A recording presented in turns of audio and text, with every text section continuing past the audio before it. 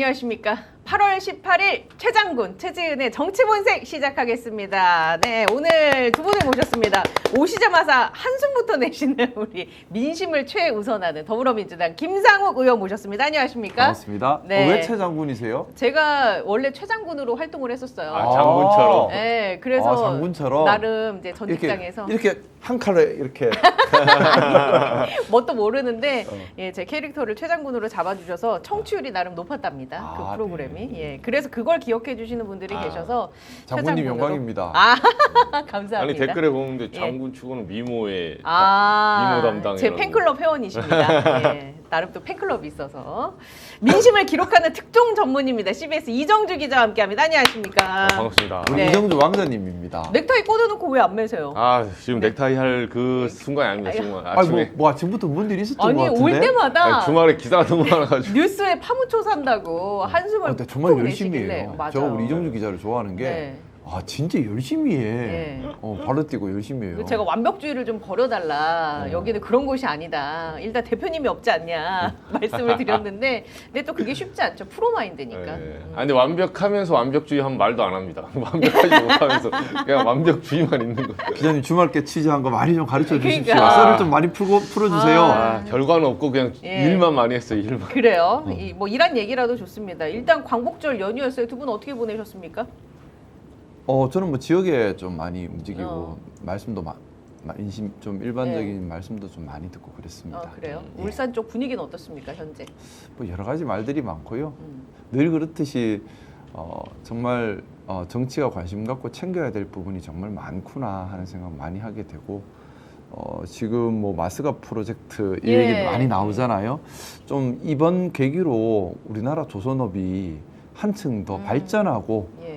또 산업이 성장하는 계기가 되면 좋겠다라는 바람 또 말씀을 더 그 드립니다. 마스카 프로젝트가 성공적으로 안착이 되면 울산 지역도 많이 수혜를 아무래도 입나요? 울산에 현대중공업이 있어요. 그래서 좀 뭐 바람입니다만 예. 10월 달에 우리나라 경주에서 에이펙이 열리잖아요. 에이펙이 열리면 미국 트럼프 대통령도 올 텐데 이왕이면 좀 한미 정상회담 이런 것을 현대중공업 안에서 한번 하면 어떨까라는 그림이 기대도 좀 나오네요. 가져보고 왜냐하면 예. 지금 현대중공업 도크에 한국형 이지스함 3번 함이 거의 완성 단계에 있고 4번 그러니까 10월 달 되면 3번 함은 바다에 떠 있고 4번 함은 반쯤 지은 상태예요. 딱 보여주기 좋은 상태거든요. 그러네요. 뭔가 그림이 나와요. 마스카 프로젝트 모자 이렇게 그러니까 딱 쓰고. 아니 그 미국에 돈 주는 거 아깝잖아요. 그렇죠. 빼먹어야지. 빼먹어야지. 어. 국익을 최우선으로. 국익이 제일 중요하죠. 빼먹어야지. 맞습니다. 광복절 연휴 어떻게 보내셨습니까? 아니 근데 광복절 자체는 이제 행사는 이제 그 국민 임명식 또. 한 이후에 예. 특검도 돌아가고 뭐 이렇게 하니까 여기저기 이제 전화도 좀 돌려보고 취재는 했는데 제일 안타깝고는 이 행사 이후에 이제 이번에 빅 이벤트가 사면이었잖아요. 예. 네, 그러니까 사면 이후에 저희도 뭐 조국혁신당이 제일 가장 들썩들썩했고 저희도 뭐 언론사들은 대부분 뭐 조국 전 대표가 어쨌든 뉴스 이슈의 중심에 있는 분이라서 네. 인터뷰 이제 줄줄이 잡는. 근데 제일 먼저는 한겨레랑 하셨더라고요. 예, 맞아요. 그러니까 예. 하고 오늘 아침에도 뉴스공장? 나왔죠. 예, 예, 예.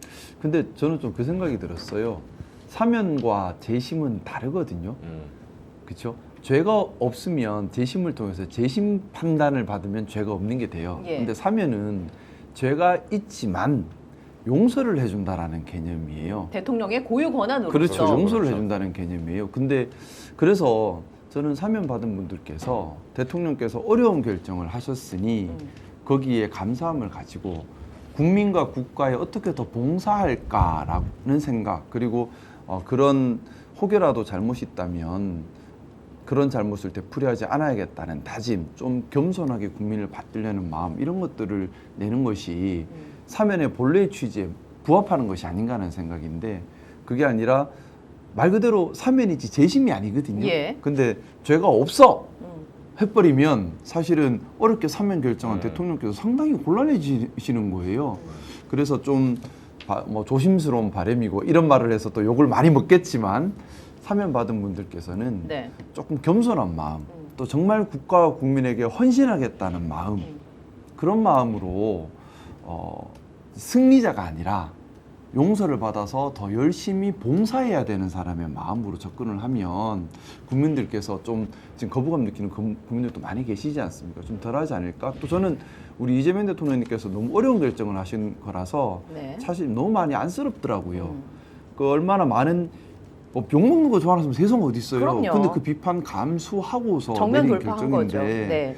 그 결정이 헛되지 않으려면 사면 받으신 분들께서 좀 겸손하게 국민을 받들고 국민들께 헌신하겠다는 마음을 앞세우셨으면 좋겠다라는 네. 작은 바람을 얘기해 봅니다. 예. 그럼 한 가지만 제가 그 법률가시니까 여쭤보면 지난주 목요일에 저희가 대구 MBC에서 보도한 걸 단독으로 인터뷰를 했거든요. 그 취재하신 기자분을. 그러니까 요약하면 이거예요. 그때 당시 표창장 발급 시기에 법원에서 받아들인 판단의 근거는 이때 당시 담당자가 없지 않았냐라는 두 가지 주장 중에 하나, 그걸 받아들여서 이게 유죄 판결로 이어졌잖아요. 근데 대구 MBC 취재 결과 그때 당시 근로자가 있었다는 거죠? 그러니까 그런 부분들은 이제 재심의 사유가 된다면 예. 재심을 통해서 판단을 받으면 정말 이제 정리가 되는 거겠지요. 그러니까는 여러 가지 말들이 있을 수가 있는데 네. 그렇게 재심 사유 중에 유죄의 증거로 했던 것이 사실이 아닌 걸로 밝혀지면 재심 신청 사유가 되는 거잖아요. 그 사면 받고 나중에 그런 게 더 밝혀지면 재심으로 또 갈 수도 있는. 뭐 그거는 정말. 법리적으로 한 번 더 검토는 해봐야겠지만 예. 어쨌든 사면이라고 하는 것은 죄가 없다는 판단은 아니에요. 재심은 죄가 없다는 판단이에요. 두 개는 다른 거거든요. 예, 별도로. 사면은 죄가 없다는 판단이 아니라 죄가 있지만 특별한 이유로 용서를 해준다라는 개념이에요.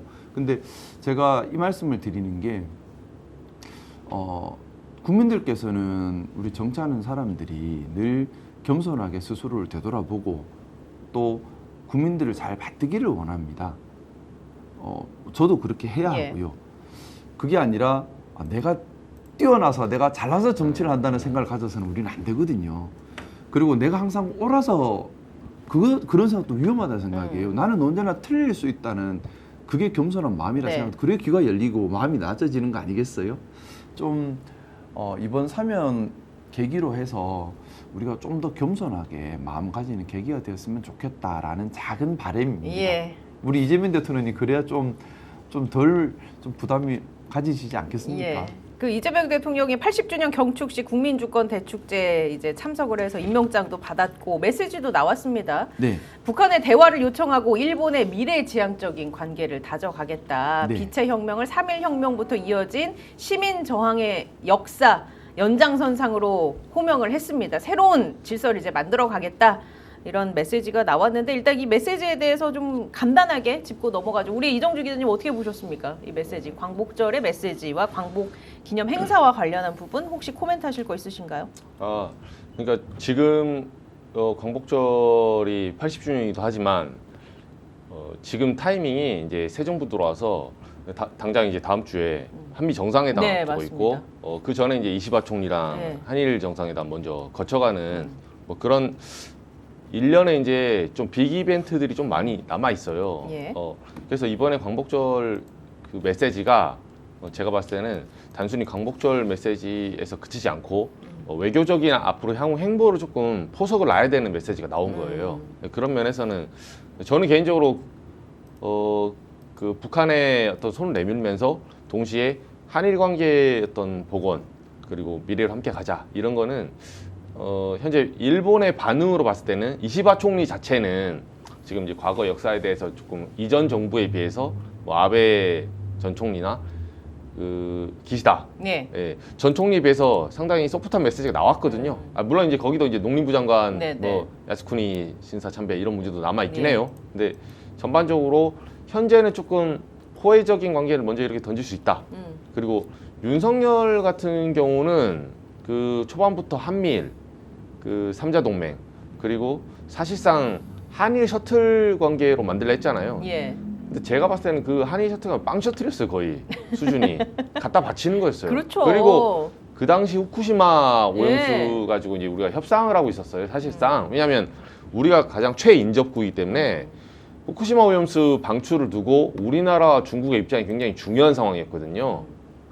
근데 윤석열 같은 경우는 그때 물에 반컵 담았다는 논리 있잖아요. 반컵을 먼저 우리가 채웠으니 나머지 반컵 채워달라. 채우기는커녕 그 컵 엎었어요 완전히. 일본은 사실상 그때 보면 제가 옛날 얘기해 죄송한데 이게 딱 하나 말씀드려요. 제가 후쿠시마 오염수 취재를 왜 그때 굉장히 그 집요하게 했냐면 그거를 우리나라 정부가 그러니까 일본이 일으킨 일이잖아요. 아니 물론 억울할 수는 있어요. 네. 뭐 쓰나미가 네. 와서 동일보 대지진 때문에 후쿠시마 이제 원전이 폭파됐다. 그렇게 이제 설명을 하는 건데 근데 세상 국제사회가 굉장히 냉정하게 그런 거 안 봐줍니다. 그러면 우리 같은 경우는 월성원전 예를 들면 쓰나미로 해서 예를 들어서 비상 뭐 디젤 발전기가 네. 작동을 안 하는 바람에 터졌어요.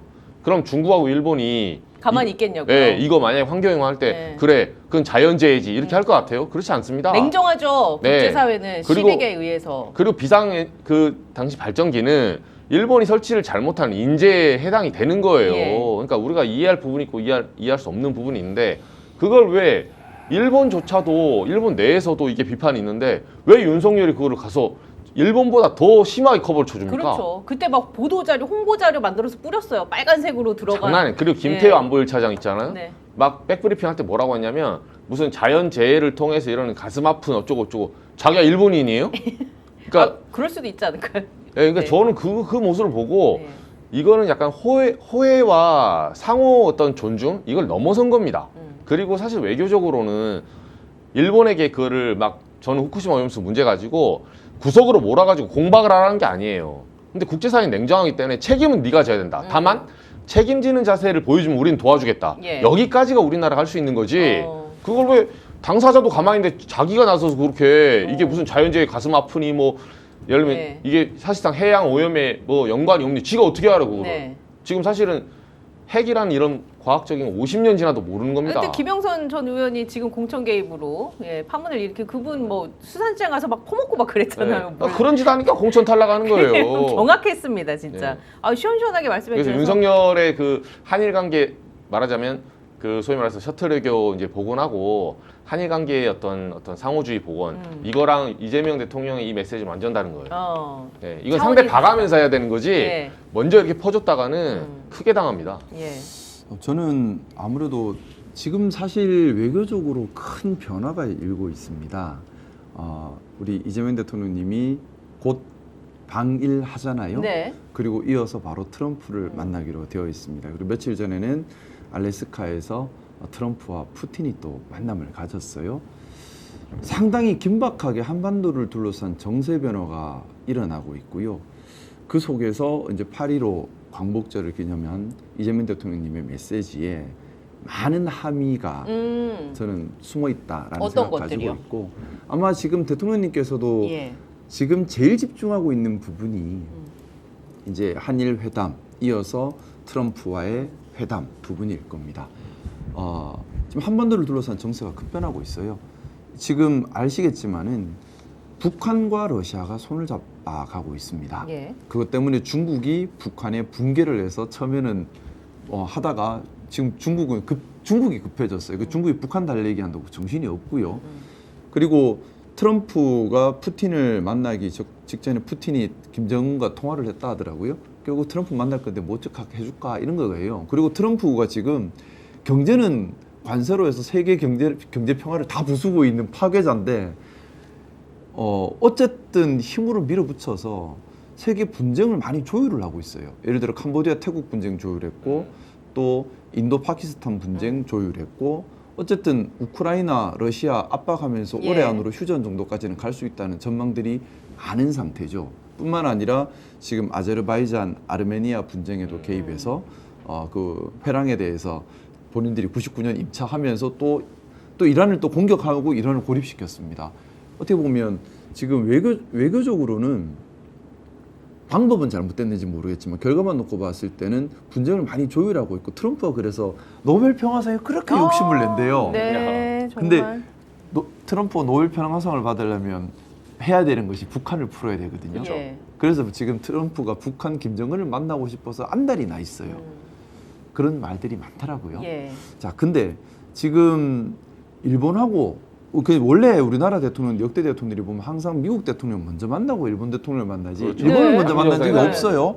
이거 이례적인 겁니다. 아주 이례적인 건데 자 이게 또 어떻게 보면 트럼프 관세 칼춤의 영향인 것 같아요. 각 나라들이 이제는 같이 조금 연대해 볼까? 이제 앞으로 이거는 어쩔 수 없는 현상일 겁니다. 미국의 절대적 영향력은 줄어들 수밖에 없어요. 왜 못 믿을 국가다라는 우리가 마음이 생겨버렸거든요. 일본도 마찬가지일 거고요. 그리고 또 일본 안의 변화도 재밌어요. 보면 참정당이라고 일본 구구당이 득세를 했습니다. 네. 그래서 이시바 총리가 원래는 아웃돼야 되는데 아웃 안 되고 권좌를 지키고 있어요. 선거 참패했지요. 관세 저딴 식으로 협약을 했잖아요. 물러나야 예. 되는데 참정당이랑 구구당이 크니까 이시바 쪽으로 힘을 실어서 구구당을 방어를 하고 있는 네. 거예요. 그러면서 이시바 총리는 지금 지금 여러 가지 뭐 정보들을 보면 구구적 성향보다는 예전에 마치 김대중 대통령님 계실 때 오부치 선언 있었지 않습니까? 그때 사실 한일 관계가 그때 상당히 정상화됐었거든요. 김대중 오부치 선언으로 유명한 그때 오부치가 우리나라에 대해서 진심으로 사과하겠다 하고 서로 미래 발전적으로 가자 하다가 일본이 갑자기 아베 정권이 들어오면서 일본이 극우적으로 네. 가면서 관계 다시 깨진 건데 이시바 총리가 그 김대중 오부치 선언의 정신을 되살리겠다라는 취지의 지금 뉘앙스가 많이 읽힌다고 합니다. 그때 방위를 하는 거예요. 자, 그러면 지금 우리 이정주 기자님이 말씀하셨지만 예전 윤석열 정권 때 뭐 일본 외교라고 하는 것 굴욕 외교였죠. 좀 굴욕적이었죠. 외교. 우리가 네. 없었죠. 근데 지금은 그게 아니죠. 일본도 새로운 미래 외교를 할 필요성이 있고 태도 준비가 됐고 우리도 마찬가지고 근데 이게 되게 복합적으로 연결되는 겁니다.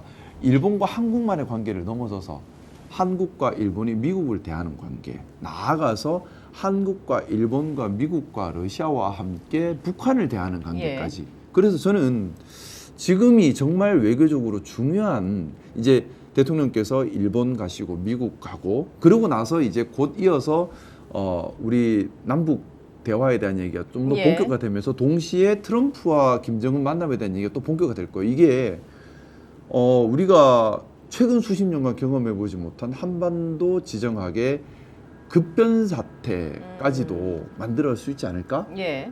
저는 지금 정말 외교를 잘해야 될 때다. 그런 생각 많이 하고요. 그 우리 대통령께서도 8.15 담화를 보면 이제 그런 내용들이 조금씩 녹아 있어요. 네.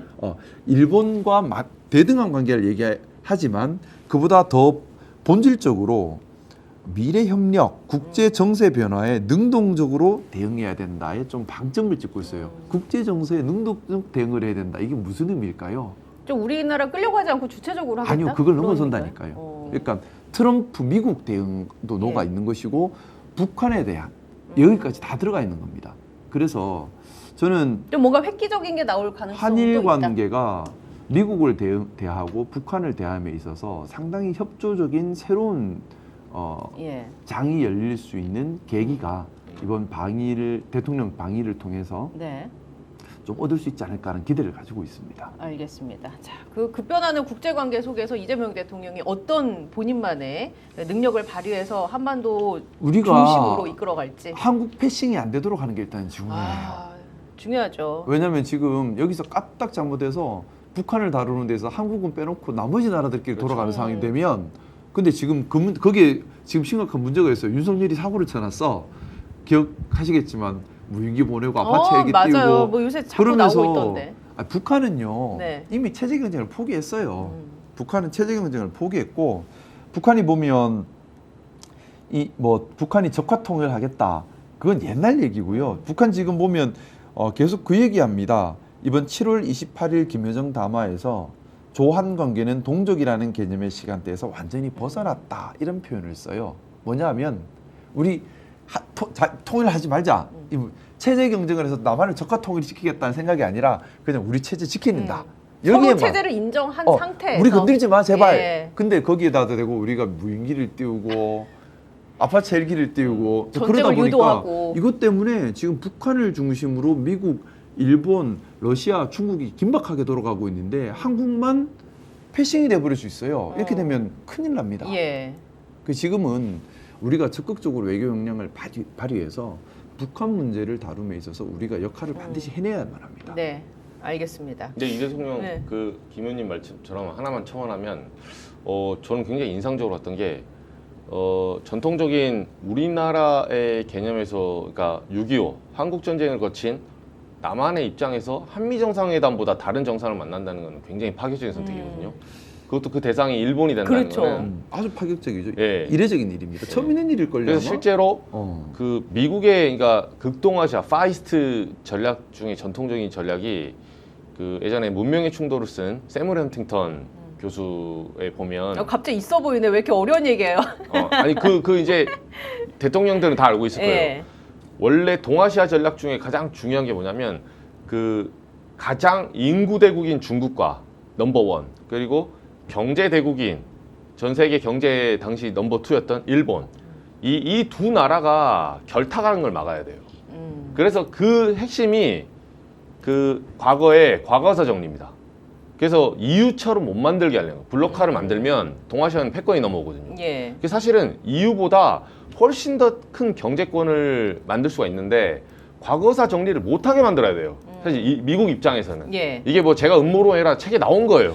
그래서 일본의 자민당을 매번 998을 자극을 해가지고 미국 입장에서는 컨트롤 어떻게 하냐면 과거사 사과하고 공동 교과서 만들 쯤 되면 야스쿤을 보내요.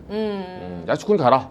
네, 뒤에서. 그게 미국의 압력이든 기업의 압박이든 어떻게 해서 그러면 예를 들면 그 과거에 이제 독일의 빌리 브란트 총리 같은 경우도 사과를 전제로 화해를 할 수 있는 거예요. EU의 블록은 그렇게 탄생을 한 겁니다. 독일이 지금도 나치즘하고 다니고 네. 막 이랬으면 안 저거 탄생할 됐겠죠. 것 같아요? 불가능합니다. 네네. 피해 국가들이 그걸 어떻게 용납합니까? 그래서 그게 그 속내는 어떨지 몰라도 겉으로나마 그런 입장을 표명을 해줘야 되는데 일본은 겉으로도 안 하잖아요.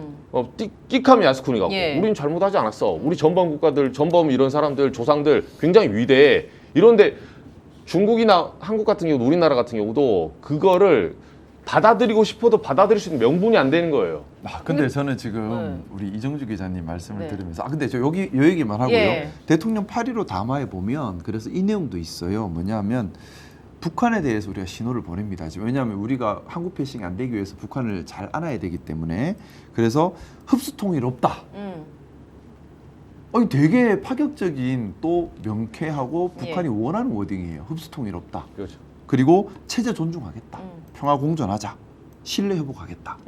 자, 그래서 이게 제가 지정학적으로 지금 맞물려고 하는 중요한 신호라는 게 이번에 8.15 담화를 통해서 대통령께서는 북한에도 메시지를 보내고 일본에도 메시지를 보내는데 이게 전반적으로 한반도를 둘러싼 지정학적 변화에 대한 지금 대응 메시지가 녹아있다는 말씀 드린 거고요. 우리 이정주 기자 말 들으면서 참 뭐가 생각났냐면 우리 8.15 광복을 맞이해서 우리 안중근 의사님께서 동양평화론을 제창하셨잖아요. 네. 동양평화론의 내용이 그렇죠. 바로 처음에는 우리 이정주 기자님 말씀에 그게 이유예요, 사실은. 그러니까 우리 안중근 의사님께서는 일본을 망하게 하자라는 얘기를 하신 게 아니에요.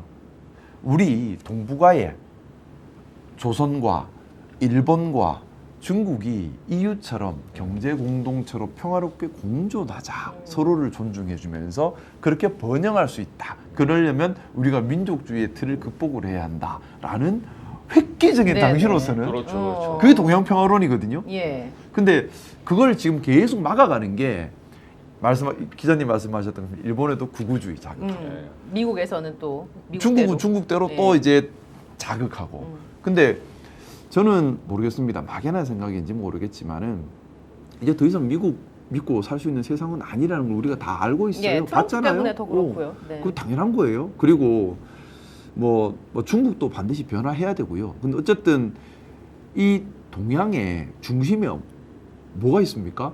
우리 한반도가 있습니다.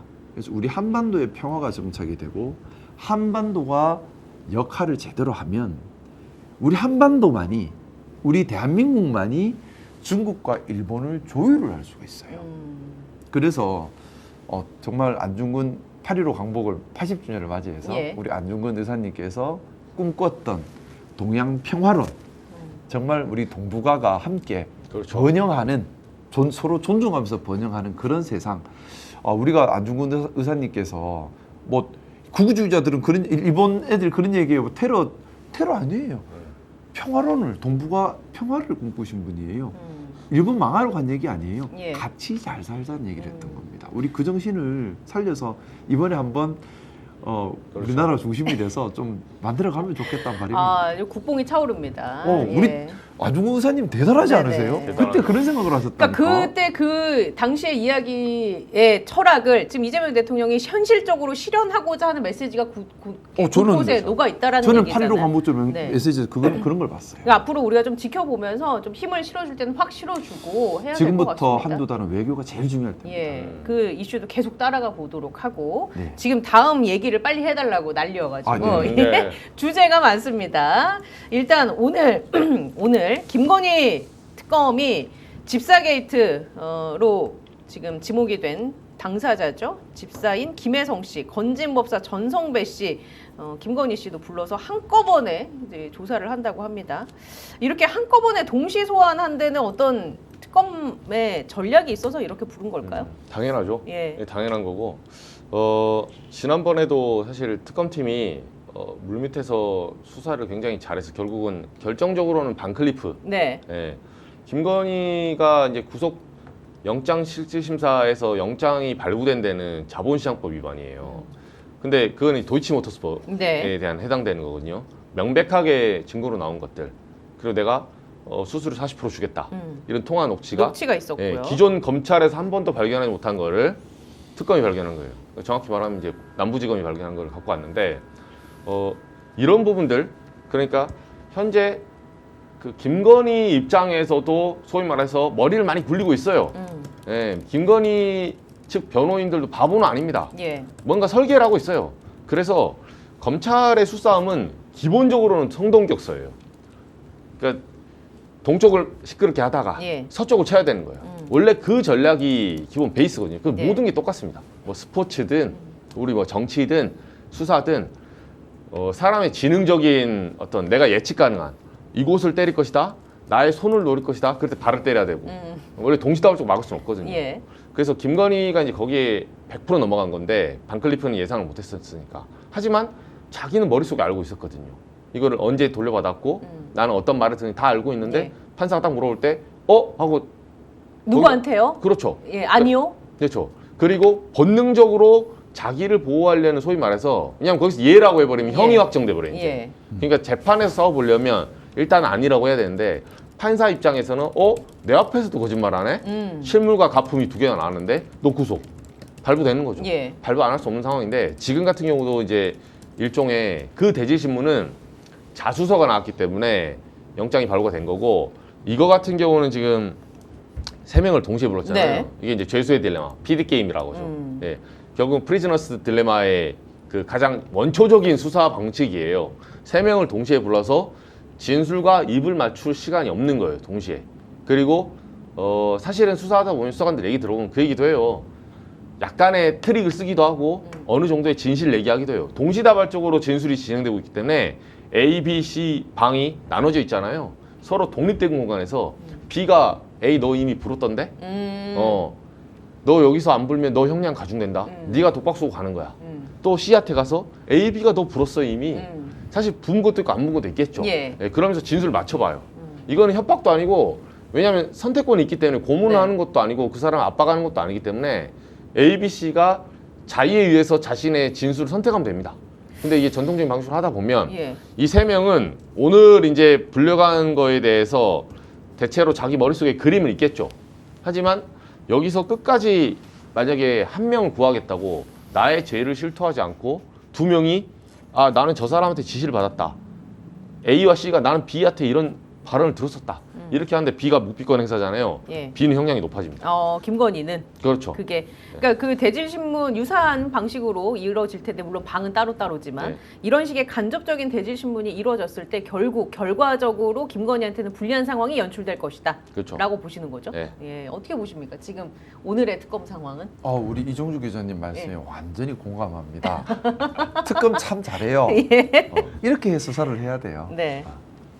그게 끝인 거죠? 왜? 너 이종주 기자님 말씀에 완전히 공감하기 때문에 아. 뭐 더할 것도 뺄 것도 없이 완벽하십니다. 예, 그 전략적으로 보면 그렇고 이제 그럼 강론으로 들어가서 김혜성 씨 불렀단 말이에요. 네. 김혜성 씨가 지금 지목된 그 혐의가 이거지 않습니까? 일단 IMS 모빌리티 회사 자체가 재정 상태가 좋지 않았는데 그렇죠. 굵직굵직한 회사들 대기업으로부터 184억 원의 투자를 받았습니다. 이거부터가 뭔가 김건희와의 친분 때문에 대가성, 뭐 보험성으로 이루어진 거 아니냐라는 의심을 갖고 있는 거고 거기에 더불어서 김혜성 씨가 차명회사, 여기에서의 차명회사에 등기된 주주는 자기 아내입니다. 그 아내가 등재된 차명법인에 33억 8천만 원을 빼돌린 혐의까지 지금 크게 보면 두 가지 축이 있는데 이 33억 중에 혹시 또 일부가 뭐 김건희한테 갔을 가능성은 없는가까지 보고 있는 것 같아요. 어떻게 보고 계신가요? 이 사건에 대해서는 좀 강론으로 들어가 보면. 조금 복잡하게 하는데 저는 이제 주목하는 게 두 가지예요. 예. 김예성 씨에 대해서 이게 사안이 뭐 이 사람이 IMS 모빌리티 만들어서 뭐 유니콘 기업을 해서 네. 뭐 효성 뭐 네. 어디 투자 신한 뭐 카카오 모빌리티 뭐 이런데요. 그 다음에 투자 받은 다음에 네. 다시 이걸 또 뭐 넘겨서 184억 중에 46억을 뭐 했다는 한데 간단하게 요약드리면 이 사람의 정체성은 두 가지로 보면 돼요. 김예성 씨가 처음 등장한 게 언제일까요? 그러니까 김건희와 김예성 우리가 예를 들면 건진법사를 등장시킨 거는 2014년으로 올라가야 돼요. 예. 건진법사는 원래 법조 브로커거든요. 법조에서 유명한 브로커인데 그 건진법사가 2014년쯤에 소위 말해서 그 지방선거 때 네. 그때부터 이제 사람들하고 연루가 되거든요. 이제 처음 윤한홍 의원 등등 만났다는 이제 선이 나오기 시작하고 그 단초로 들어가 보는데 김예성은 언제 처음 나온 사람이냐면 최은순 씨, 그 김건희의 장모. 통장 잔고. 네, 위조 이걸 사건 사람들이 때. 잊고 계세요. 예. 지금 여기로 이제 김예성은 사실 이 구도를 원하는 거예요, 지금. 내가 사업가였다. 예. 내가 사업하다 보니까 지난번에 막 보면 인터뷰 보면 가관입니다. 뭐 이렇게 네. 훌륭한 기업에서 일하고 있는 네. 젊은이들의 꿈을 짓밟아주지 뭐 말아주십시오. 눈물 짜고 자기는 최순실이 아니다. 그럼 왜 도망갔어요, 그러면? 그렇죠. 네, 베트남에 왜 자기는 먼저 가고 그 아내분은 왜 네. 서울에 집 정리 못 해가지고 그 등기 나중에 넘긴다고 늦게 간 거 아니에요. 네. 그러니까 이거 자체가 본인이 범인 도피한 다음에 베트남에서 잡히기 직전이니까 자발적으로 들어왔다는데 자발적으로 들어온 게 아니라 안 들어왔으면 영장 나왔다니까요. 그렇죠. 여권 만료일도 하루 앞두고 그냥 들어온 그렇죠. 거죠. 예, 이미 네. 불법 체류에 하루 전이었어요. 그렇기 때문에 그건 자발적으로 들어온 게 아니라 본인이 어차피 들어가기 때문에 들어온 거예요. 예. 그래서 이제 와서 인터뷰하고 뭐 동아일보 뭐 한국일보 몇 명 해가지고 코스프레 하더라고요. 근데 예. 제가 그거 다 읽어봤는데 이 사람은 본인 지금 유니콘 기업으로 그때 무슨 IMF 모빌리티가 사실 뭐 기술력 하나도 없거든요. 네. 근데 AIN이 뭐니 뭐 했다고 결국은 외피만 거짓말을 친 거예요. 아니 이 모빌리티 회사들 보통 뭐 렌터카 업체인데 네. 렌터카에 AI를 어떻게 입힙니까? 제발 알려주세요 저한테. 렌터카가 부르면 자율주행차에서 오나요? 제주도 가면 공항 앞에 와요? 그런 차가 어디 있어요 지금? 그렇죠. 예 여기다가 뭘 입힌다는 거예요 AI로. 네. 그러니까 말만 번지르르 하게 한 사기를 거죠. 친 거죠. 네. 사실상 사기를 친 겁니다. 기술도 없고 그리고 그게 이미 지금이 아니라 2020년이에요. 2020년 7월에 예비 유니콘 뭐 선정되군요. 2020년 7월 오픈 AI도 나오기 전이에요. 예. 그 초창기 모델이거든요. 근데 그때 자기가 뭘 어떻게 할 수 있어요. 그러니까 이거 자체가 업계에서는 특검도 그렇고 이 사람이 외피를 씌워서 과장해서 김건희를 등에 업고 투자금을 받아서 슈킹을 한 겁니다. 지금 그렇게 보는 거고 제가 아까 다시 돌아가면 두 가지. 네, 하나는 그 최은순 최은순의- 장모. 예. 그 장고 위조 있죠. 네. 장고 위조 때 장고 위조 잔액 그러니까 장고 위조 시킨 거 네. 통장에 내가 100 몇 억 있다. 이렇게 할 때 장고 위조를 실행한 사람이 김예성 씨예요. 그 영화 기생충 보면 나오잖아요. 예, 예. 제시카가 하는 거 네, 네. 뽑아가지고 최은순이 야 그 위조해봐 하면 PDF 뽑은 다음에 이거 지운 다음에 그 다음에 이거 뭐 숫자 바꾼 예. 거 있죠. 그거를 김예성 씨가 한 거예요. 이게 봐서 유니콘 기업의 사장이 이런 짓 하는 겁니다 지금. 네. 그래서 저는 첫 번째 첫 그거 단은 하나? 첫 단은 이거고 두 번째가 아까 말씀드린 제가 베트남 도망간 거. 도망간 다음에 불법 체류 직전에 들어왔잖아요. 제가 하다못해 도망도 안 가고 여기서 그냥 인터뷰를 처음부터 자처했어. 예를 들어서 수사 딱 들어오니까 나는 인터뷰 공개 질의 하겠다. 프레스 기자들 모여라. 그래서 뭐 정론관이든 어디든 공개 장소에서 특검이 소환하기 전에 질의응답을 받아요. 예를 들면 오픈해서. 그럼 제가 그렇게 그나마. 했다면 제가 그래도 야 이거 강적이구나. 네. 저도 취재하다 보면 예. 보통 그렇게 먼저 성공이 들어오잖아요. 네. 그럼 기자들도 갸우뚱해요. 이거 당당한가? 잘못이 있는 사람이 먼저 기자회견한다고? 그 힘들거든요. 사실 중진급 의원들도 기자랑 약속대련 하지 않고 오픈된 상태에서 질의응답하는 거 쉽지 않습니다. 예. 예, 어디서 뭐가 치고 들어올지 모르니까요. 그거 한 3시간 하잖아요. 예. 감옥에 가 있어요. 예, 제가 이 사람 하면 5분 만에 감옥 보내드릴 수 있어요. 질문으로. 이런 발언 너무 좋아요. 예, 근데 이제 예. 말하자면 김예성 씨의 이 두 가지 측면. 첫 번째는 장고 위조로 이미 시작을 했고, 두 번째 이 사람의 아이덴티티고, 두 번째는 이 사건이 초기에 수사가 들어가자마자 베트남으로 도망갔거든요. 이걸로 이미 끝이 났다. 본인이 유죄라고 인정을 하는 거예요. 그냥 본인 선에서는 유죄일 수 있는데 이게 김건희랑의 커넥션까지 갈 수 있을 것이냐, 사실 이게 또 포인트거든요. 가는 거죠. 예. 갈 수 있다고 예, 보신다. 저는 가는 걸 보고, 네. 그러니까 돈을 이제 빼돌린 돈에서 38억에서 얼마 정도를 커미션을 줬는지 그것까지는 잘 모르겠어요. 근데 네. 제가 봤을 때는 김건희는 그 남의 돈을 이렇게 받는 것도 받는 거지만 본인이 직접 태우는 거 좋아해요. 내 돈을 네, 직접 저는 태우는 거. 김예성의 돈에 김건희가 참여로 참여하지 않았다? 배제할 수 없습니다. 김건희 스타일이 뭐냐면 약간 걸크러쉬. 누가 이렇게 해서 뇌물 주잖아요. 야, 그 뇌물 갖고 되겠니? 같이 태우자.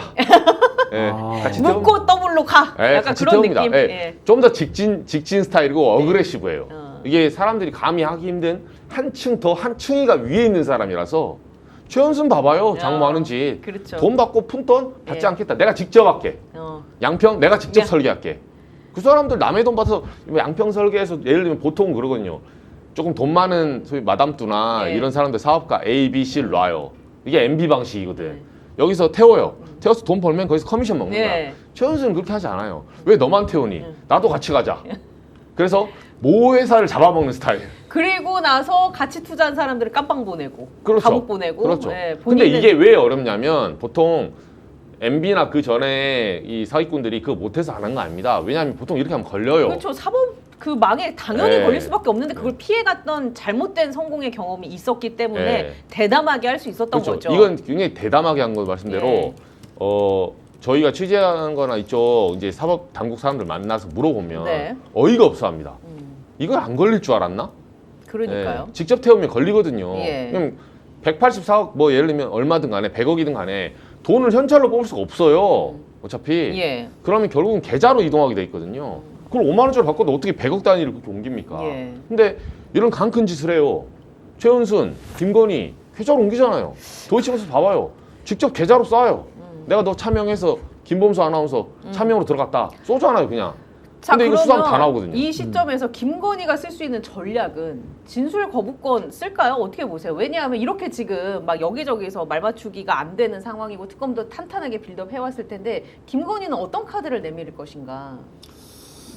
뭐 지금 변호인의 조력을 제대로 받고 있는지는 정확히는 예. 모르겠지만 또 변호인의 조력이라는 게 변호사의 말을 들어야지 또 효과가 있는 건데 지난번 안 들었죠. 그죠? 탐클리프 안 들어가지고. 네. 안 들어요. 근데 아마 변호인들은 일단 말을 아끼라는 조언을 분명히 할 겁니다. 말씀드렸던 것처럼 지금 죄수의 딜레마에 빠졌다고 예. 했잖아요. 이런 상황 같으면 진술을 일단은 지켜보고 가는 것이 맞거든요. 근데 김건희 근데 성격상 김건희 성격상 그 말을 안 네, 들을 것 같아요. 저도 김건희 어. 성격상 막 그렇게 옆에서 이거 뭐 아닌 것 같고 이거 맞는 것 같은데 막 이렇게 막 치고 들어오면 본인이 뭔가 상황을 정리하려고 할 것 같아요. 그거 아니고요. 그러면 네. 너무 좋죠. 그러면 이제 오히려 그러면 좀- 좋죠. 예. 이제 그게 이제 특검에서 원하는 장면인 것 같아요. 근데 그래서 좀 그런 원하는 장면으로 가지 않을까 예. 기대를 하고 있습니다. 그 통일교 청탁 의혹과 관련해서도 오늘 건진법사 불렀단 말입니다. 이제 그래서 조사를 할 텐데 교단 현안 청탁을 하면서 다이아몬드 목걸이랑 뭐 샤넬백 이런 거 받았다라는 거잖아요. 이 통일교 건은 어떻게 앞으로 향후에 펼쳐질까? 이야기가 그냥 김건희와 건진법사와 통일교 청탁선에서 끝이 날지 아니면 이제 왜 권성동 의원도 그거 받았잖아요. 통일교와 뭔가 국민의힘 연결고리까지 또 혹시나 갈지 어떻게 전망을 하십니까? 그건 정말 어떻게 보면 특검의 의지에 달려 있는 문제라고 예. 저는 생각해요. 분명히 연결고리가 있겠죠. 대가 없이 제공하는 게 어디 있겠어요? 예. 그걸 파다 보면 저는 그래서 사실 이 하나하나가 게이트급이에요. 게이트급인데 특검이 충분히 의지를 가지고 있으면 저는 예. 들어갈 수 있는 부분이라 생각하고요. 뭐 또 많은 분들께서 좀 제보도 좀 해주셔야 될 것이고요. 네. 특검 입장에서는 가지고 있는 정보가 많아야지 수사를 제대로 들어갈 수가 있는 거니까 음. 그런 의미에서 다시 한번 말씀드리지만 김건희 특검은 연장이 필요합니다. 예, 연장은 물리적으로 필요하다. 불가능해요. 이게 정말 너무 그렇죠. 사건이 많아요. 그렇죠. 예. 연장해야 돼요. 그 통일교 건은 어느 정도까지 파장이 이어질 거라고 예측하십니까? 저는 사실 조금 부담이 되는 거는 제가 이제 소속이 있다 보니까 종교 전쟁으로 번질까봐 예. 통일교를 제가 웬만하면 세게 안 건드리는 네. 그게 있었는데 통일교는 저도 추가 취재를 하고 있는데 여기는 지금 이게 거의 빙산의 일각으로 나온 거고 생각보다 사람들이 생각하지 못하는 어마무시한 게 나올 수도 있어요. 그게 무슨 말이냐면 여기에 관련된 거는 총 3가지가 있거든요. 첫 번째는 돈, 그러니까 이권 개입 문제와 예. 두 번째는 공천 개입. 그러니까 결국은 윤석열을 만들기 위해서 당원까지 그렇죠. 모아서 밀어넣은 예. 거는 이거는 직접적인 정당 정치를 지금 이 무너뜨리는 예. 하나의 세력으로서 활동한 거고 이제 세 번째가 당선된 사람들의 그 영부인 대통령 직접 관여를 한 거거든요. 예. 당선 이후에. 그러니까 저는 뭐 공천 개입까지는 그것도 나쁜 행위인데 사실 공천에 개입하려는 시도는 많아요. 김상훈 의원님도 이제 의원 시절에 경선 거치고 하다 보면 정치란 게 처음에 공천 시즌에는 굉장히 비참한 꼴을 많이 보거든요. 사실 아무것도 아닌 사람이 경선 통과하고 일단은 유력 지역에서 공천을 받아야 거기서 힘이 생기는 거지 그 이전까지 내부의 적이 진짜 적이에요. 사실은 뭐 예를 들면 민주당하고 다른 당하고 붙을 때 다른 당은 본선 올라가서 하는 건 네. 너무나 당연한 거예요. 정책 경쟁하든 뭘 경쟁하든 네. 그때 이제 바람이 어떻게 부냐에 따라서 달라지는 건데 내부 경쟁은 칼날이 어디서 날라올지 모릅니다. 사실은. 그래서 원래 내부 경쟁이 제일 힘든데 윤석열 같은 경우도 공천에서 여러 가지 이제 조언도 받고 막 건진법사 뭐 넣어준다 통일교 뭐 넣어준다 우리가 이거 넣어서 책임당원 해가지고 뭐 뽑아주겠다 이럴 수 있죠. 시도는 그럴 수 있는데 설사 그거는 제가 잘했다는 게 아니면 변가지 상사기 때문에 그런 유혹을 받을 수도 있고 변수는 여러 가지예요. 그럼 통일교 때문에 윤석열이 공천에서 홍준표에게 이겼냐? 저는 네. 그렇게 생각하지는 않아요. 100%. 예. 물론 그 요소가 잘못됐지만 그게 없었으면 홍준표 전 시장이 이겼을까? 그렇게 단정할 수 그건 또, 없거든요. 예. 네. 근데 문제는 대통령이 올라가서 그 다음에 나토 순방 갈 때 서희건설 이봉건 회장이 갖다 주고 받는 거 여기서부터 완전 다른 게임이에요. 이건 완전히 시쳇말로 김건희 씨는 간이 배 밖으로 나온 거예요. 사실 그 전에 돈 받아도 뒤에서는 모른 척 해야 됩니다. 예. 그래서 이봉관 회장 입장에서 건진 입장에서는 서운할지 몰라도 너 옛날에 내가 해줬는데 왜 화장실 갔다 와서 달랐니? 아 이제는 위치가 달라졌으니까 이거 나쁘지 않습니다. 나쁘지 않아요. 개인적으로는 서운할지 몰라도 이게 국가와 정치를 위해서는 대체로 정치인들이 네. 사실은 제가 다 밝힐 수는 없는데 이런 행위를 해요. 그리고 이게 나쁜 건 아니에요. 근데 김건희는 지금 뭐 목걸이 받고 뭐 받고 했던 게 앞단에 이 얘기보다는 뒷단에 자기가 새로 뇌물을 받고 시작하거든요. 이게 국정농단의 이제 시작이 되는 거고 예. 이 이권이 통일교로 지금 퍼지면서 지난번에 YTN 인수하니 네, 많이 네. 여기까지 이제 이어진 거예요. 그것도 내막이 이제 찾아봐야 되는데 저는 그래서 그 부분이 심각하다고 보는 거고 정치 권력과 이제 이권 돈이 거기서 같이 엮여가는 건데 건진법사 같은 경우는 제가 마지막으로 더 좀 심각하게 본 게 제가 금요일 날 뭐 지난주에 기사를 하나 썼었거든요. 아직은 작은 기사인데 그 국민의힘에 김 의원님 아실 거예요. 이영수라고. 누굽니까? 누구예요? 이영수 대표 모르십니까? 잘 예, 모르겠는데. 그 누군가요? 세미준 새로운 미래 준비하는 아. 이영수 대표 여기 국민의힘 큰 손이에요. 예. 근데 난 모르지? 예, 김상곤 의원님은 그거에 상관없이 거의 안에서 무소속 네. 느낌으로 이제 아니 누구지 모르. 아, 그래서 핍박을 들어봤어요. 받으신 거예요. 제가 봤을 때는. 아, 그래서 그분이 2020년간 이제 모친상을 당했거든요. 그때 누구 온지 알아요? 제가 현장에 그 취재하려고 이제 상도 갔는데 김무성, 나경원, 홍준표, 권영세, 사람이네. 권성동 그거 모르고 계시니까 지금. 이제 감이 오시죠? 아, 왜? 온상에 오. 이런 분들이 김종인, 야. 네. 뭐 하는 사람인데 그렇게 네. 그래요? 이분이 이제 안대희 전 대법관하고 이제 동서지간이에요. 아. 네, 동서지간인데 그 국민의힘 쪽에서 소위 말해서 물밑 큰손, 물밑에서 내가 이 다음에 비대위원장 당대표를 지명한다 할 정도로 영향력이 있는 실제로 이제 큰손인데 지금으로 치면 약간 전환길 같은 느낌인가요? 전환길은 진짜 어떻게 보면 이분에 비하면 병아리죠, 병아리. 예, 그냥 혼자 전환길 씨가 뿌리가 있는 건 아니잖아요. 그렇죠. 지금 혼자 막 광장에서 떠드는 거지 네. 날아가는 건 한순간입니다. 네. 근데 이제 이 이영수 회장이라는 사람이 제가 통화를 해서 기사 썼는데 그 대선 당시에 윤석열이 2021년 8월에 국민의힘에 입당을 합니다. 입당하고 제가 지난번에 말씀드린 서희건설 양재팀 있죠. 예. 네, 서희타워에. 예. 양재현 1번 출구했는데 서희타워 양재팀에서 건진법사를 만나요. 네. 그게 윤석열 입당하고 나서 서희타워 양재팀 비밀 캠프에서 건진과 이영수 회장이 만납니다. 이영수 예. 회장이 찾아와요. 예. 거기서 뭘 했겠어요? 건진하고 거기 만나는 거예요? 예. 세미준의 서희타워에서. 이영수. 그 서희타워에서 예, 다 중요한- 나오네. 예. 서희 나왔고 건진법사 나왔고 그렇죠. 이영수 예. 나왔고. 예, 이영수 회장. 그럼 뭐가 작품이 예. 생기게. 그럼 이제 그림이 나오죠. 이렇게 어. 하면 이제 퍼즐 맞춰집니다. 그한 사람만 더 들어가면 딱 맞네요. 예. 누구요? 김건희만 야. 들어가면 이제 그림이 그렇죠. 딱 맞아주는 예. 것 같은데. 이게 바로 윤석열 프로젝트. 이른바 윤석열이 아. 경선에서 밀리고 있으니까 이영수 회장이 원래 홍준표랑 친하거든요. 그럼 그 홍준표를 배신한 거예요? 홍준표를 버리고 어. 윤석열 민 거예요. 그때 그렇구나. 실제로 이영수 회장 쪽은 어떤 말도 하냐면 저는 영향력이 있다는 거는 저 직접 통화를 했으니까 이해를 해요. 근데 일각에서는 이영수 의원의 그 이영수 회장의 허풍을 얘기도 하거든요. 내가 태양을 뜨게 하겠다? 그런 사람이 있습니까? 태양이 뜨기 전에 거기 앞에 서 있는 거야. 예, 정동진에 먼저 서 있어요. 아. 예, 어제 옛날에 그 저기 페루 이런데 네. 하던 그런 것처럼 소위 말해서 부족을 다루기 위한 그런 어떤 신화를 만드는 거죠. 태양 앞에 5시 반에 서 있다가 태양이 뜨면 내가 띄운 거야. 이제 이런 반발짝 빠른 촉이 빠른 거죠. 그래서 이영수 회장이 윤석열 쪽으로 편을 들면서 과거에 오래된 홍준표를 버리고 이영수가 가더니 윤석열이 이기더라 하는 이런 신화가 만들어지는 거예요. 예, 예. 저는 그걸 처음부터 믿지 않았어요. 어. 근데 외피는 그래 보이죠. 양태는 그래 보이지만 그거는 모르는 거고 그래서 이영수와 건진 윤석열의 뒷배, 김건희 뒷배였던 이 둘이 만나서 무슨 얘기를 했을까요? 그럼 거기서 그 서희타워에서 윤석열 만드는 거에 대해서 얘기했겠죠. 그렇죠. 네. 그리고 그게 왜 하필 서희타워 양재팀이었을까요? 만난 곳이 여의도에서 만날 수도 있고 딴 데서 만날 수 있잖아요. 네. 뭐 종로에서 만날 수도 있고 공식 캠프도 있고 예, 만약에 아니면 본인 있다면. 집에서 만날 수도 예. 있고 근데 굳이 서희타워에서 만나요.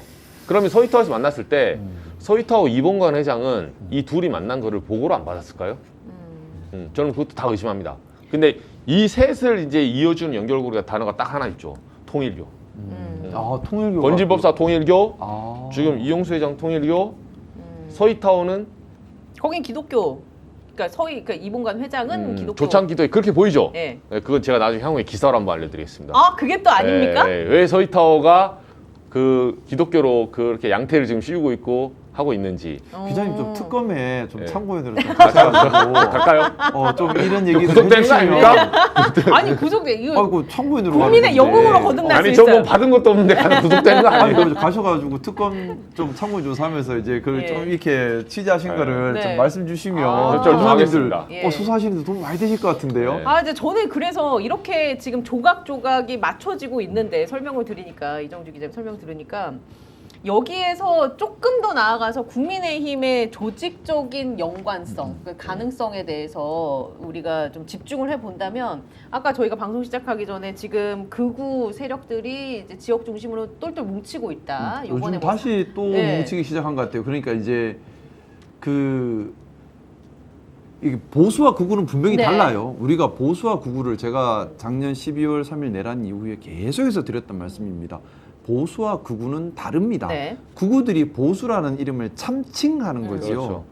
보수라고 하는 것은 헌정질서, 그렇죠. 민주주의 수호를 또 이 사회 틀과 사회 원칙 지키는 것을 목숨처럼 생각하는 네. 사람들이고 헌법의 가치를 중시하고 극우는 네. 그런 개념이 없어요. 극우는 계속해서 드린 말씀이지만 목적이 없어요. 네. 수단만 있어요. 네. 어떤 수단?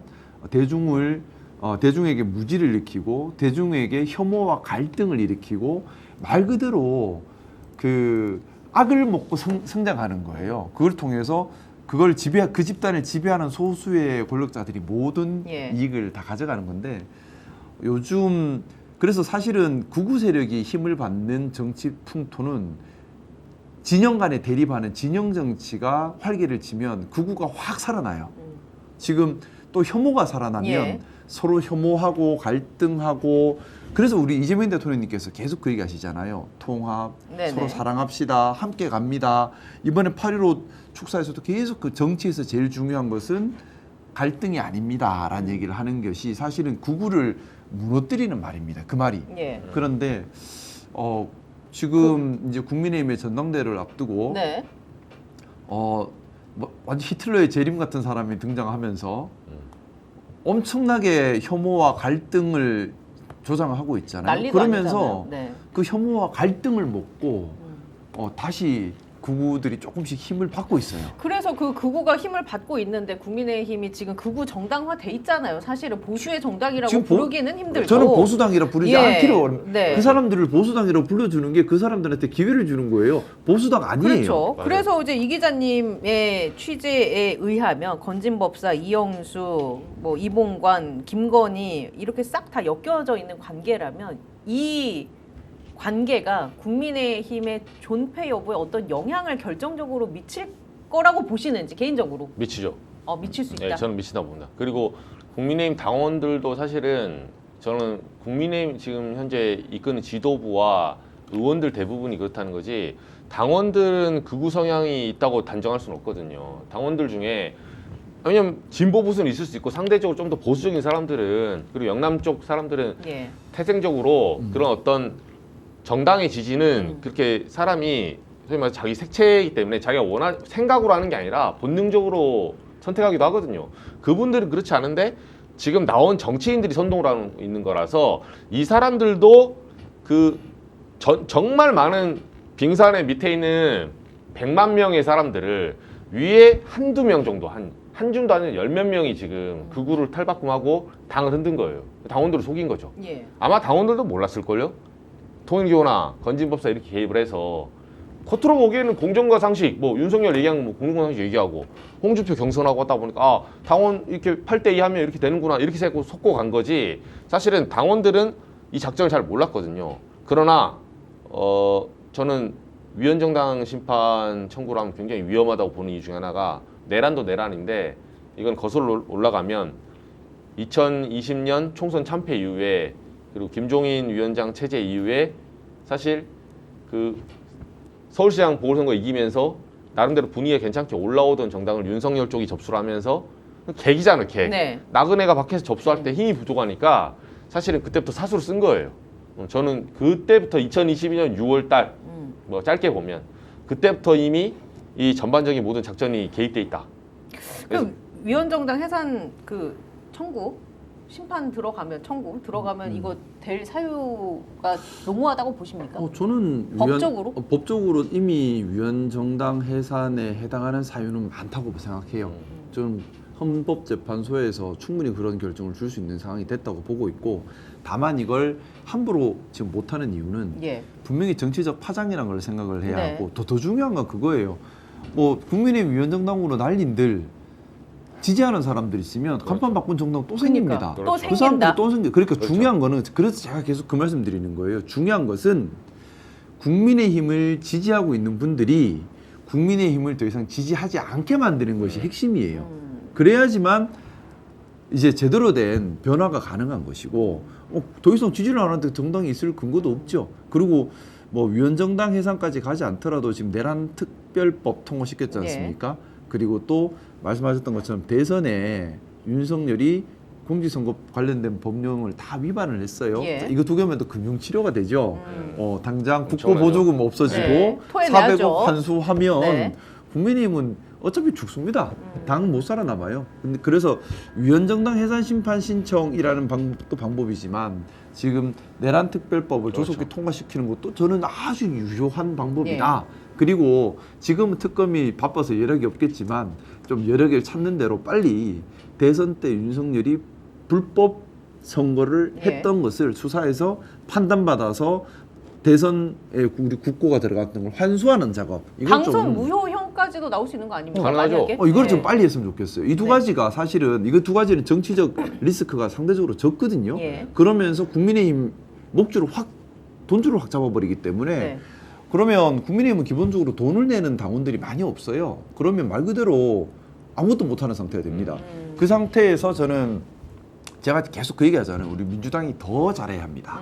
민주당이 더 건강하고 더 민주적이고 더 책임 정당이 되고 품위 있게 국민들의 신뢰를 우리가 얻어가야 합니다. 말씀을 드리는 게 우리 민주당이 그런 역할을 하면 국민들께서 저 국민의힘 저거는 본인 부패 정당이고 온통 뇌물이고 예. 온통 돈밖에 모르고 당 기능도 못하고 근데 민주당은 책임 정당으로 민주적으로 시민들의 목소리를 귀 기울이고 책임 있게 품위 있게 신뢰감을 주고 있으면 더 이상 국민의힘을 지지할 필요가 없어지는 거죠. 예. 자, 그게 얼마 전에 대구에서 있었던 여론조사예요.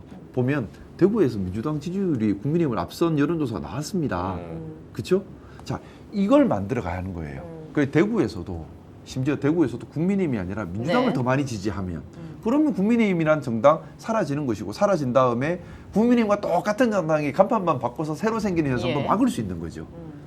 그래서 우리는 기본적으로 저는 이제 국민의힘이라는 정당은 이제 보수 정당이라 부르는 걸 반대한다는 게 네. 보수의 가치를 추구하지 않습니다. 이제는 시대의 저편으로 사라진 정당이고 그래서 좀 건강한 정당들 간에 건강한 경쟁을 하는 정치 풍토 토양을 우리 이재명 대통령님 계실 때 만들어 갔으면 좋겠어요. 그러죠. 아니 진짜 김건희, 윤석열이 대한민국에 그 뿌린 재앙이 얼마나 대단하냐면 검찰 다 망가뜨려 놨잖아요. 네. 국민의힘이라는 하나의 공당도 그냥 쑥대밭으로 만들어 네. 버렸어요. 참, 야, 뭐 대단하다라는 말밖에 안 나오는데 이렇게 가능한 이런 상황을 연출할 수 있었던 것은 김건희가 이거 뭐 좀 약간 강론의 얘기긴 하지만 그 시계 또 받았잖아요. 네. 그 사람이랑 이런 얘기를 또 나눴다고 합니다. 우주항공청, 로봇청을 만들자라고 시계를 건넨 사람이 얘기를 하니까 김건희가 해야 하겠네 라면서 긍정적인 반응을 보였다고 해요. 본인이 뭡니까? 본인은 선출된 공무원도 아니고 아무것도 아니잖아요. 근데 이게 해야 하겠네 라는 말이 나온 것을 보면 얼마나 많이 그동안 켜켜이 이런 것들이 국정에 개입해서 농단을 한 것들이 쌓여 있을까 우리가 유추해 볼 수 있지 않겠습니까? 어떻게 보십니까? 그러니까 우주항공청 같은 네. 경우는 제가 이거 잠시 할 때 여기 산업부 출입했었거든요. 그래서 묘한 게 뭐였냐면 그 사실 요 우주항공청을 떼낸다는 게 당시 이제 과기부 산하에 있기 때문에 따로 떼내서 이걸 사천으로 가니 어디로 가니 하는 접근성의 문제도 있고 예. 그리고 무엇보다 그 가장 이제 내부에서 사실은 누리호 이제 성공 이후에 가장 쟁점이 있던 건 뭐냐면 이걸 인정을 해야 돼요. 사실 우주항공 같은 경우는 우리나라가 R&D를 갖고 있는 사업이 아니에요. 사실 누리호는 일반인들 잘 모르는데 나사 같은 경우는 기술을 안 줍니다. 예, 조항이 있어요. 아예 안 줘요. 근데 누리호 기술은 우리가 지금 사이 나빠지냐 러시아한테 받은 거예요, 사실. 예. 러시아한테 받아가지고 그걸 기반으로 한 이 설계라잖아요.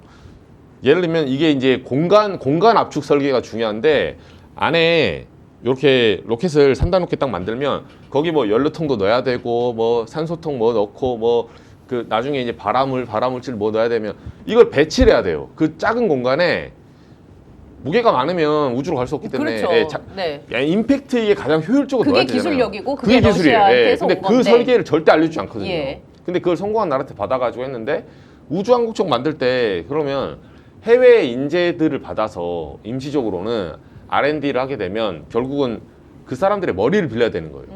결과적으로는 공식적으로 나사에 받을 수 없는 거를 예.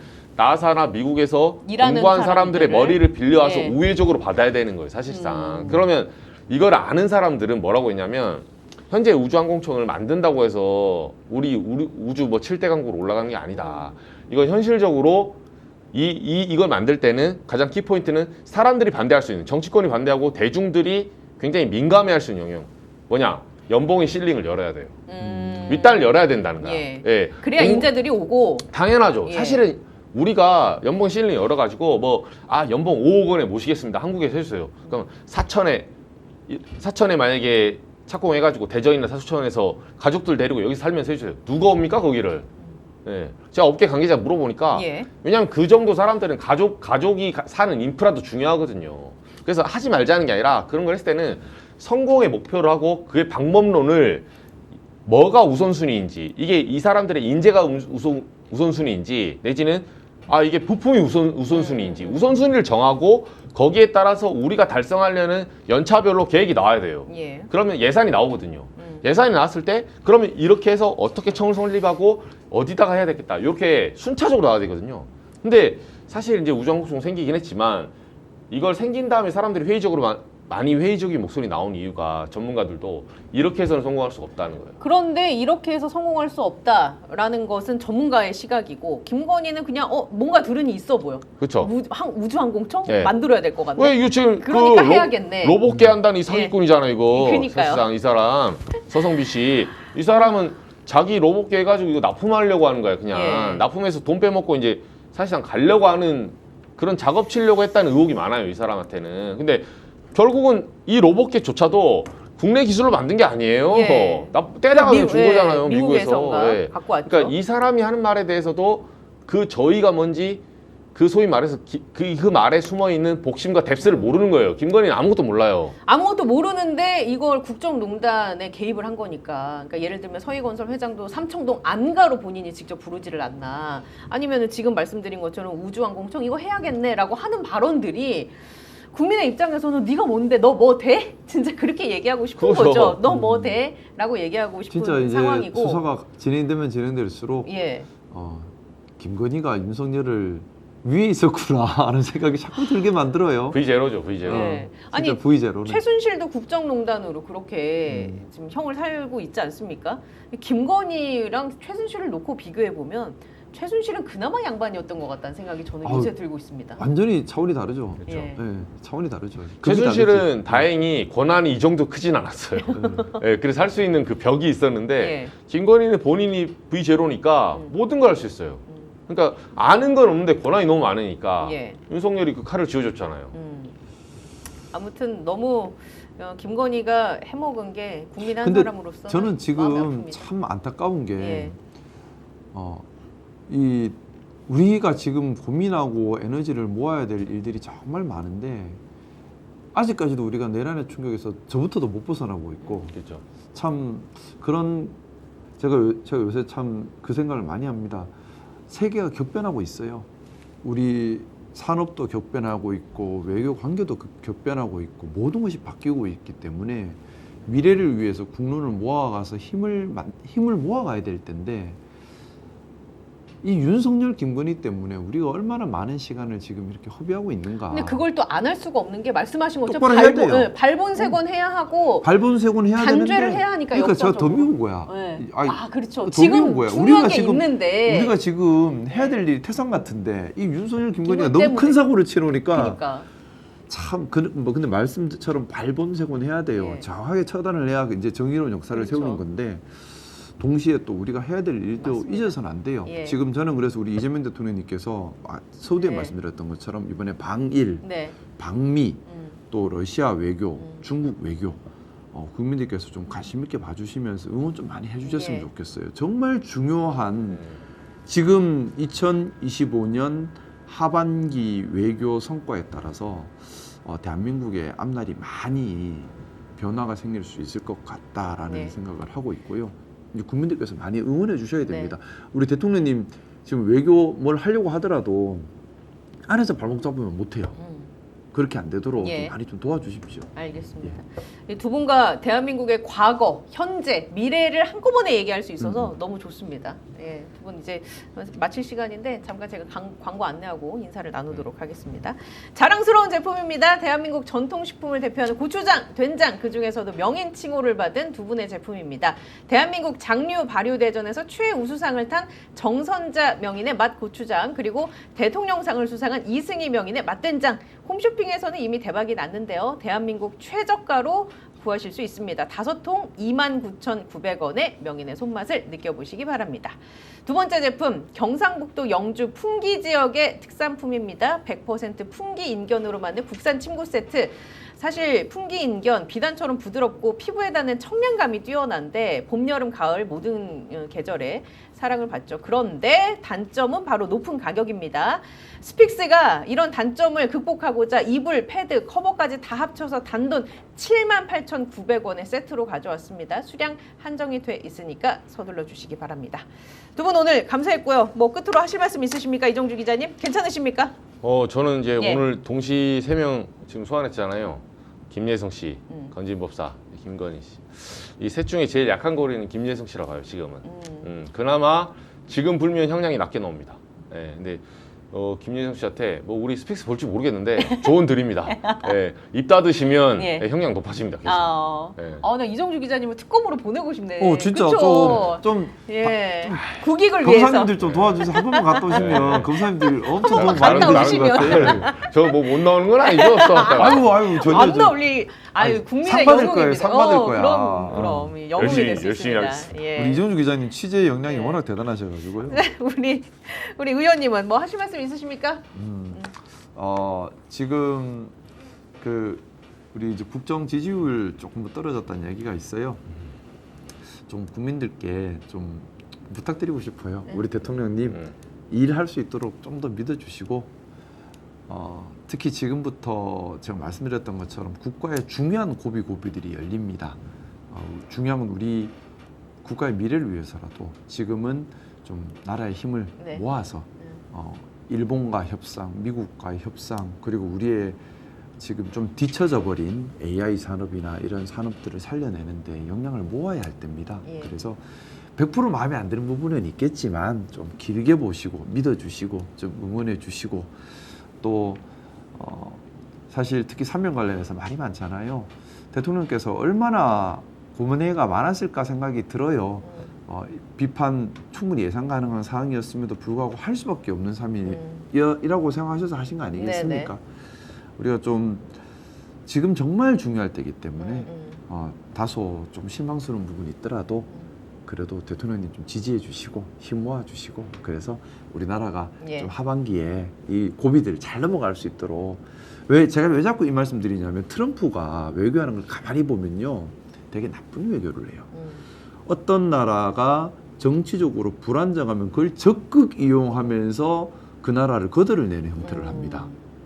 우리 미국 외교 아직 끝난 게 아니에요. 예. 이제 시작인데 우리가 정치적으로 안정되어 있어야지만 트럼프가 장난을 못 칩니다. 그렇죠. 맞아요. 맞습니다. 또 맞는 우리가 말씀이십니다. 정치적으로 안정되어 있어야지만 일본이든 북한이든 러시아든 다를 수가 있어요. 네네. 되게 중요한 역사적으로 보면 되게 중요한 단계 지금 들어가고 예. 있는 겁니다. 그래서 좀 지지해 주시고 도와주시기를 말씀 좀 드리고 싶습니다. 네. 그러기 위해서 우리도 더 잘해야 되고요. 이정주 기자님 디테일 감사드립니다. 이 시대 참기자 이정주, 뭐 김상욱 의원님도 고생 많으셨습니다. 예. 김상욱이 100번 낫다 이런 말씀도 주셨는데 두 분 잘 들어가시고 다음 주에 만나뵐게요. 고맙습니다. 감사합니다.